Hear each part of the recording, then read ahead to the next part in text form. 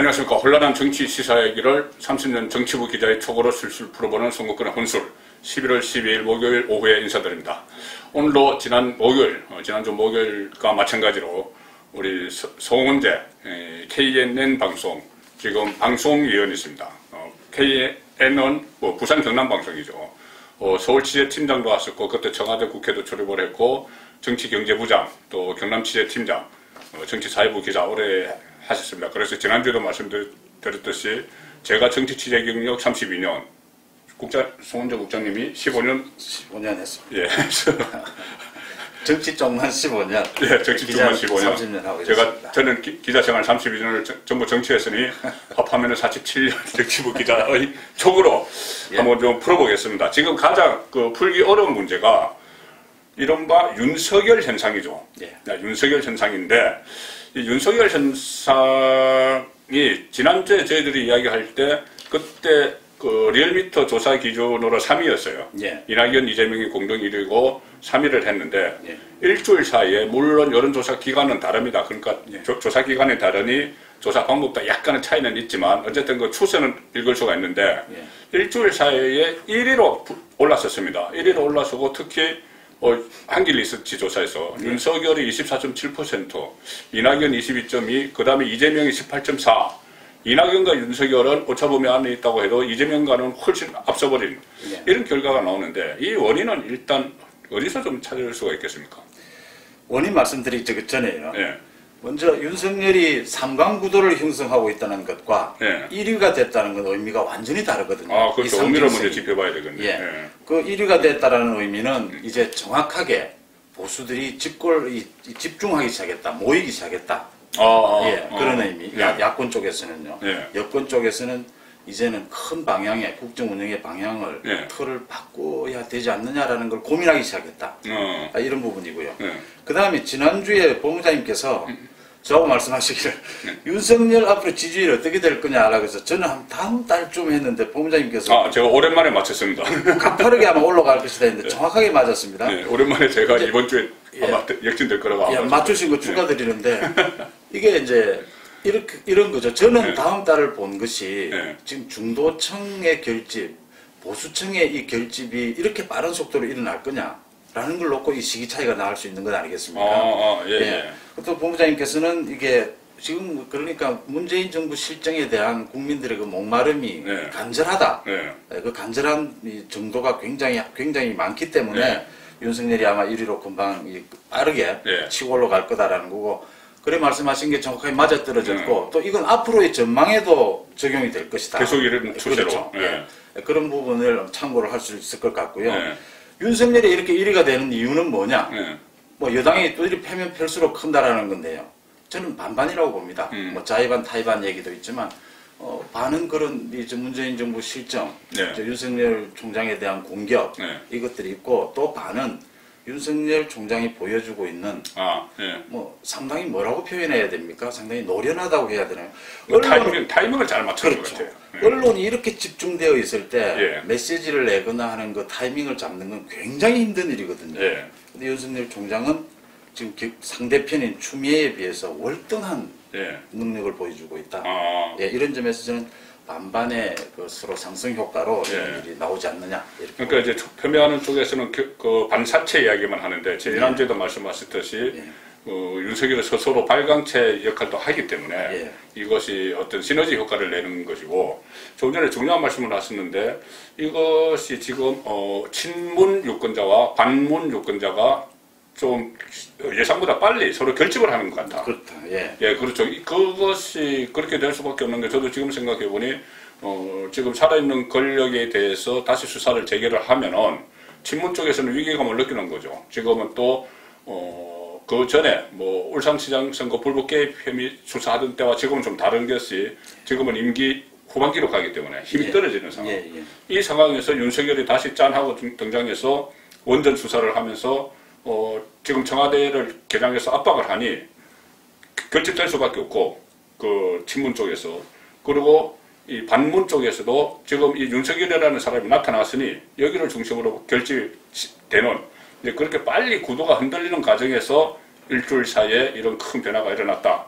이렇게도 볼 수가 있겠네요. 그렇습니다. 윤석열이 이제 발광체냐, 뭐 반사체냐 얘기해서 또 한 네. 가지 주목해야 될 것이요. 윤석열 총장이 사실은 지난 1년 동안 크게 메시지를 많이 낸 적이 없습니다. 그렇죠. 예. 예. 그다음 국감장에서 얘기를 한 그래서 이후에 신구총장 이야기도 나왔죠. 예, 이제 국감장에서 얘기한 이후에 조금씩 얘기를 하고 있는데 사실은 윤석열 총장이 발광체라고 보는 이유는 윤석열 총장이 그동안 계속 추미애 장관으로부터 수사 지휘권 3번, 인사권 뭐 인사 3번, 예. 지금 이제 오늘까지 해서 저 감찰은 4번째인가 그렇지 않습니까? 이렇게 감찰이나 수사 지휘권이 이어지고 있다는 건 윤석열 총장이 계속 어떤 형태든지 수사를 시도를 한다는 이야기죠. 그렇죠. 또 지난번 보셨다시피 말씀하셨다시피 원전 수사를 또 시도를 했고요. 예. 계속 수사로 가지고 말을 하고 있는 거죠. 네. 그러니까 문재인 정부에 대해서 맞짱을 뜬다. 네. 권력에 대해서 이걸 보여주고 있기 때문에 네. 스스로 이런 것들이 움직여가는 부분이다. 단지 반사는 아니다라는. 예, 그러니까 그런 부분을 저희들이 읽을 수 있는 게 이것을 좀 그 여론조사를 세밀하게 분석을 해보면 한길 리서치 조사를 예. 세밀하게 분석을 하면은 주로 국민의힘 지지자들이 그 62%, 예. 국민의힘 지지자만 가지고는 62% 지지를 받은 거예요. 압도적인 것이죠. 압도적이죠. 그리고 무당청에서부터도 23.7% 예. 이렇게 받았기 때문에 상당히 지금 말씀하신 대로 반문이 결집되는 그런 상황을 읽을 수가 있는데 저는 여기서 양념으로 예. 지역적인 문제를 하나 짚고 싶어요. 지금 충청에서 33.8%나 받았고 예. 그 다음에 PK에서 30.4, TK에서는 그보다 아래인데 그러면 결국 충청 또 PK, TK는 어쨌든 전통적으로 보수 진영이죠. 보수 예. 유권자들이 많은 곳이죠. 예, 예. 그러면 만약에 윤석열이 주자가 되면은 과거 DJP는 호남과 충청의 지역 결합이었죠. 예. 물론 거기에서는 주자가 호남에서 나왔습니다. JP는 지원을 했고. 예. 그러면 이번 대선에서 혹시 영남과 충청이 지역적 연대를 할 수 있는 왜냐하면 국민의힘은 아직도 그래도 영남에 주축이 돼 있는데 만약에 윤석열이 범야권의 단일 주자가 된다면 그런 형태가 되어버리겠네요. 충분히 가능한 얘기라고 보고요. 또 이번에 보시면 부울경의 그동안 이제 조국 사태 이후에 여론의 흐름이 굉장히 탄력적이었다. 많이 움직였거든요. 네. 문재인 정부에 대한 지지와 반대가 많이 움직인 이유는 야당에 제대로 된 후보가 없었다는 게 가장 큰 이유였거든요. 그렇죠. 수도권도 많이 움직였고요. 네. 그런데 이번에 제가 보기에는 이 지금 PK와 대구 경북이 윤석열을 중심으로, 이 지금 윤석열 개인을 좀 보기는 그렇고 윤석열 현상으로 얘기하는 게 정확하지 않습니까? 예, 예. 윤석열이라는 이 현상을 통해서 정권 교체에 기대를 가져볼 수 있겠다. 네. 이 보수나 자유우파 쪽에서는요. 그런 결집 현상을 보였다는 거고, 충청은 사실은 전통적으로 이 보수층이 강한 곳이죠. 네, 네. 근데 충청이 이제 뭐 반가르기 정도로 와 있었는데 지난 선거에서는 원래는 사실은 그 대구 경북이나 이 PK 쪽과 흐름을 같이 하는 이런 것을 전통적으로 보여왔다. 그런 점에서 지역적 결합도 가능할 거고, 또 충청 대망론이 올해 여러 번 실패를 했지 않습니까? 네. 뭐 반기문을 비롯해서 그 충청 대망론이 윤석열로 모이고 있다. 괜찮은 지구도 그리고 같습니다. 여기 지금 그 PK에서 올해 정치부 기자 생활하신 베테랑 정치부 기자 계시고 저도 TK에서 오래 했는데 예. TK, PK가 그동안 문재인 정권 또 그전에 노무현 정권 또 그때 항상 갈라졌지 않습니까? 정치적으로. 예, 어떻게 보면 예. 정치적으로 갈라지고 총선에서도 다른 결과가 나오고 했는데 예. 이 상황 같으면은 PK, TK가 영남이 또 하나로 예. 그 반문재인 정서에 의해서 하나로 묶어지는 뭐 예. 그런 그 상황도 뭐 예상해 볼 수가 있겠네요. 대구 경북에서 PK에 대해서 좀 섭섭하다, 보수 쪽 입장에서 네, 보면요. 네. 섭섭하다는 얘기가 많았죠. 뭐 배신한 거 아니냐 뭐 이런 얘기들이 뭐 과거부터 많았는데 뭐 정통적으로 많이 있었어요. YS 때도 있었고 뭐 예, 우리가 예. 남이가 했다가 남이다 뭐 이런 일도 예, 있었고. 근데 이제 중요한 변수 중에 하나가 이 소위 지금 집권 여당, 여당 쪽에 오랜 이 대권 구도인 이 영남 후보론, 호남 지지론 이걸로 내세울 만한 후보가 지금 마땅치 않다는 겁니다. 그 후보가 언제나 노무현, 문재인 다 부산 경남 사람이었거든요. 그렇죠. 호남의 지지를 받는 PK 후보죠. 네. 그 다음에 이제 나왔던 게 조국이나 지금 김경수인데 네. 조국과 김경수가 흔들리는 입장에서 네. 지금 맞바땅한 대안이 없으니까 사람도 없고. 예, 영남이 하나로 뭉치는 이 현상을 보여주고 있고 이 현상은 지난 총선에 이미 좀 보여줬어요. 예, 예, 예. 예, 총선에서 그렇죠. 예, 대구 경북과 이거 저 부산 경남이 거의 비슷한 흐름을 보여줬다. 그런 점에서 윤석열의 등장이 그 충청까지 있는, 저는 충청까지가 연결이 되면 강원까지도 굉장히 같은 흐름으로 가는 우리 그동안 선거를 보면요. 그런 흐름을 보여왔다 이렇게 보입니다. 예. 자, 그럼 이 다음 문제는 그렇다면 과연 윤석열 현상, 제가 오늘부터 조간다리 윤석열 현상 표현을 네. 하고 네. 또 어떤 인터넷 매체에서는 윤석열 신드롬 이렇게까지 표현을 했습니다. 네. 제가 어쨌든 그 현상 이런 것에 일면 토업으로 일간지가 그 세를 정도 되면 그런 현상이 분명히 있다는 것인데 이 윤석열 현상이 언제까지 갈까? 저는 일단 이렇게 생각합니다. 국민의힘에서 강한 주자가 나오기 전에는 윤석열 현상은 좀 지속될 것이다. 만약에 지금 브로킹이 돼 있다고 다들 이야기하죠. 윤석열 때문에. 예. 그 브로킹에서 풀리는 국민의힘 주자가 나오면은 그때는 또 상황 변화가 있겠지만 그때까지는 그 시점은 저는 아마 내년 4월 재보선 전후 그리고 대선 D-1년은 내년 봄 3월 이 정도까지는 윤석열 현상이 지속될 것이다. 이렇게 저는 보고 있는데. 예. 제가 보기에는 윤석열 현상이라는 이름을 송국근의 혼술에서 가장 먼저 쓰시고 자주 쓰신 것 같은데 이제 일간지 다 따라오는 것 같습니다. 그렇고요. 김종인 그 국민의힘 대표가 네. 윤석열이 상당히 이렇게 이 행간을 읽으면 의미는 그래요. 네. 지지율 1등을 한 건 조금 놀라운 사실이긴 한데 네. 윤석열은 정부 사람 아니냐? 지지율 네. 많다고 해서 야당 사람이라고 할 수 있느냐? 네. 라고 좀 삐딱하게 얘기를 했어요. 정부 여당 안에서 1등이라는 얘기 아니냐. 예. 이것은 좀 뜬금없는 이야기죠. 예. 누가 지금 정부 여당 주자로 생각을 합니까? 예. 김종인 위원장 입장에서는 뒤통수를 맞았다고 저는 봅니다. 깜짝 놀란 거죠. 네. 설마 하다가 네. 김종인 위원장은 지금 자기 구도대로 내년 12월 1일쯤 해서 자기 구도대로 야당에서 누구 한 명을 만들어내서 본인이 하든지 보궐선거판을 엮어가 보겠다라는 네, 네. 구도에 네. 윤석열이 뛰어들면서 네. 갑자기 아무 할 일이 없어지는 뭘 할 네. 수가 없는 네. 입지가 없어지는 이런 상황이 돼버린 거죠. 그렇죠. 그래서 지금 울지도 못하고 웃지도 못한다 이런 표현을 하는데 그런 상황이다. 그 다음에 지금 문재인 정부의 그동안의 국정운영 스타일이나 지금 검찰에 걸려있는 권력형 비리 의혹이 한두 가지가 아니지 않습니까? 네. 또 그 다음에 원전이 지금 걸렸고요. 네, 네. 이런 상황에서 윤석열에 대한 핍박은 계속된다고 본다면 계속되면 계속된다고 본다면 이 구도가 계속되면 윤석열의 이제 반사이익은 이어질 거고요. 네. 그 다음 또 하나는 제가 드릴 말씀은 그동안 그 여론조사를 보면 윤석열의 지지율이 이렇게 올라가지 않더라도 네. 야당의 후보들의 지지율이 높지 않았어요. 그렇죠. 내가 봐서 정체가 되어 있어요. 예, 3%에서 5%에서 야당 후보. 야당 후보는 고만고만한 것들의 기적이 윤석열을 빼면 올라가느냐 하면 올라가지 않습니다. 예. 이런 현상으로 봤을 때 윤석열 현상은 앞으로도 상당 기간 계속이 되고 저는 아까 지금 이 현상의 원인이 어딨냐고 말씀하실 때 했는데 그 지지율을 저 본부장님께서 정확하게 맞추셨는데 앞으로도 더 올라가지 않느냐. 앞으로 상당히 급증할 요인들이 많다 이렇게 보입니다. 그럼 거의 1강 2중 체제로 갈 수도 있다고 보시나요? 예. 1강 2중. 지금도 이 격차가 이 추세대로라면 더 벌어질 수도 있기 때문에 예. 내일 갤럽의 여론조사 결과를 발표를 하거든요. 예, 갤럽은 또 좀 다른 형식. 형식이 이제 조사 방법이 좀 다르고 방법이 다르고 또 어쨌든 갤럽은 가장 권위를 인정받고 있으니 내일 보면은 또 다른 어떤 추세를 읽을 수가 있을 것 같은데 자 그러면 여기서 중요한 것이 문재인 정권도 바보 아니잖아요. 이거 두고 볼까요?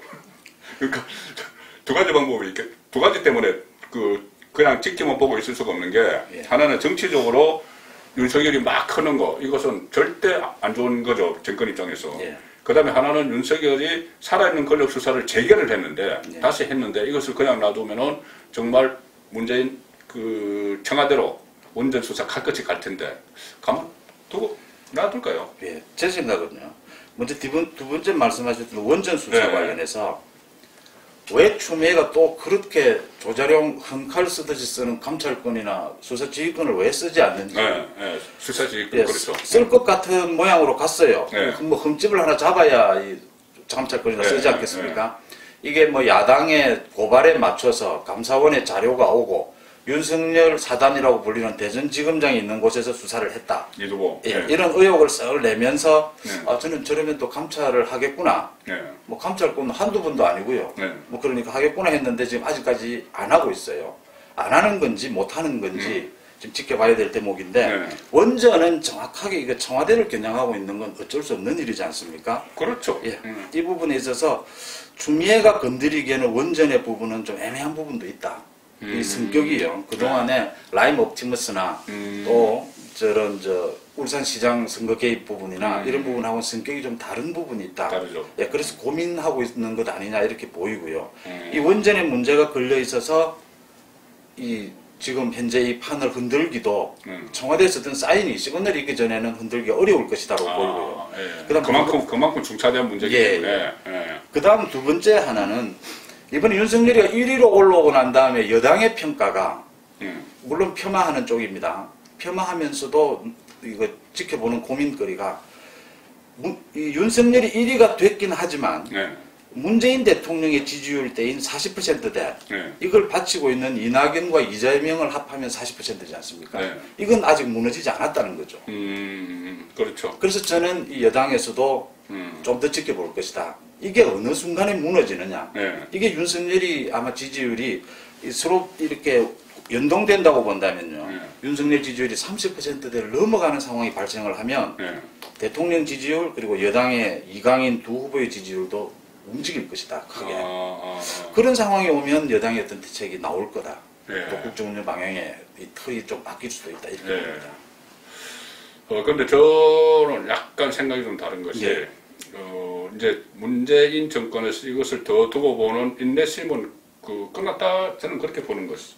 왜냐하면, 지금 연말 연초에 개각 이야기가 나오거든요. 예. 정세균 총리도 기자들 간담회에서 뭐 한 두 번의 소폭 개각이 있을 거라고 했어요, 조만간.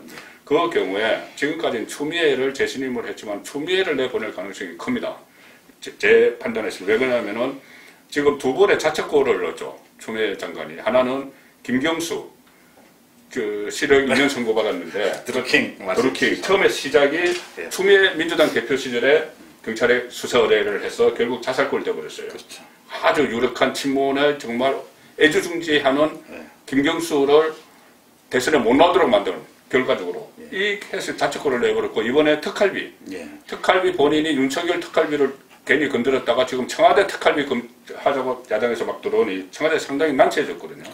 그러니까 이 두 번의 자책골이 있으니 추미애를 아마 이번 개각할 때 내보낼 것이다. 그런데 그 경우에 어떤 수를 쓰더라도 추미애와 윤석열을 동반 퇴진시키는 그것이 아마 친문이 생각하는 최고의 구도일 거예요. 두 사람 같이 내보내는 거. 그 가장 좋은 구도죠. 예, 그런데 아마 그것을 지금 추진하지 않겠나 싶은데 어쨌든 좀 이거 부분은 좀 지켜봐야 될 것 같습니다. 예. 그 말씀하셨던 그 추미애의 실수 부분을 이야기를 하셨는데 지금 이건 여당 쪽에서도 나오고 있는 얘기입니다. 추미애가 요 부분 먼저 말씀드리죠. 국무총리가 가만히 있게 뭐 하니까 뭐 한마디 했어요. 자기도 지금 대권의 생각이 있으니까. 자숙하고 뭐. 윤석열은 자숙하라고 했고 추미애에 대해서는 좀 냉정을 해줬으면 좋겠다 했는데 요 말을 좀 뜯어보면 사실은 윤석열은 계속 자숙하는 모습 아닙니까 지금? 뭐든지 조심하고 이렇게 하는 모습 아닙니까? 지금은 조금 달라졌어요. 조금 이야기는 하지만 추미애가 냉정해졌으면 좋겠다는 말은 말을 바꾸면 이성을 찾아라는 얘기하고 비슷하다. 추미애가 지금 사실은 여권에서 나오고 있는 이야기가 너무 심하다. 여권에서도. 윤석열을 대항하는 모양새가 너무 좀 이 수준이 낮다. 개인적인 감정이 막 드러나고 하는 부분에 이성을 좀 잃고 있다. 이런 데로 그래서 정서적으로 이미 지고 들어가니까 이 문제를 해결을 못하고 있다라는 얘기인데 이 말씀하셨던 대로 추미애와 윤석열을 같이 바꿨으면 좋겠는데 제가 보기엔 윤석열은 공수처가 떠서 뭐 어떤 형태로든지 직접적인 형태가 오지 않는다면 사표를 내지는 않을 것 같아요. 지금 윤석열이 지금 사표를 내면은 대통령이 시그널이 같다라는 뜻이거든요. 그렇죠. 그렇게 보기 때문에 청와대도 부담이 되는 부분이고 윤석열이 안 낸다면은 추미애만 덜렁 또 지금 할 수 없는 구도가 되어 있다. 이렇게 고민이 아니겠느냐. 어쨌든 이게 고도의 정치 게임인 것이 지금 이제 제가 말씀드린 대로 두 가지 이유, 정치적인 이유, 한 사람은 윤석열이 너무 크기 때문에 또 사례는 권력을 수사를 하기 때문에 윤석열을 쳐야 된다. 이런 그 이야기도 있는 반면에 예. 윤석열 놔두면은 지금까지 이야기해 놓은 것처럼 야당을 다 덮어버리고 있으니 야당을 덮어버리니까 나중에 윤석열이 결국 후퇴를 해버리면 야당에 사람이 없어지는 거죠. 그러면 무난하게 또 정권 재창조를 할 수 있기 때문에 그것까지도 다 지금 염두에 두고 고도의 이 정치적인 그 계산을 하고 있을 것 같아요. 그 음모론이 좀 근거는 약해도 또 한번 들어볼 만한 재미도 있고요. 그렇죠. 그 음모론이 뜻하는 바가 또 있거든요. 뭐 문재인 대통령이 추미애와 윤석열 둘을 놓고 지금 뭐 저울질을 하고 있다. 뭐 이런 게 또 한번 들어볼 만한 건데 제가 보는 문재인 대통령의 그동안 보여준 스타일상 이거를 정무적인 감각으로 전체 정치적인 큰 틀에서 국정의 큰 틀에서 해결하는 방향으로 가지는 않을 것이다. 문재인 대통령은 자기가 정한 원칙에서 한치도 이렇게 바꾸는 걸 아주 싫어하는 사람에 대해서도 그렇고 정책에 대해서도 그렇고 그런 스타일이 이어진다고 본다면 계속 지켜보는 그러니까 이게 아마 이제 다음 주 목요일도 출연하실 텐데요. 다음 주 목요일 되면은 또 뭔가 크게 변화하고 있을 것 같아요. 맞습니다. 크게 변화하고 있을 것 같고, 어쨌든 이 윤석열 현상에 대해서는 현상만 있고 실체는 없는 것 아니냐, 결과는 없는 것 아니냐 그런 이야기도 나옵니다. 과거에 현상 이야기 붙었던 게 뭐 안철수 현상, 뭐 반기문 현상, 뭐 이런 이야기 붙었는데 결과적으로는 안 됐죠. 그런데 지금 이 상황 좀 더 지켜봐야 될 것 같고, 조금 더 변한 그 상황은 아마 다음 주에 또 많이 변해 있을 것 같은데, 그때 다시 그 모시는데 지금 TV 송원재 TV, 송원재 TV에서도 지금 이 문제를 거의 제가 보니까는 거의 매일 뭐 하루에 한 2건씩 이렇게 다루고 계시니까 그 송원재 TV도 좀 참고를 하시면은 이 고도의 정치 게임이 지금 어떻게 좀 흘러갈지 그 방향이 좀 잡힐 것 같습니다. 송원재 TV 많이 구독해 주시고 지금 밑에 나오는 여기 홈페이지입니다. 송국근의 혼술 보시고 그다음 송원재 TV 봐주시면 좋겠습니다. 저는 너무 짜고 친다고 그렇게 말씀하셨거든요. 다음 주 목요일에 다시 모시도록 하겠습니다. 감사합니다. 고맙습니다.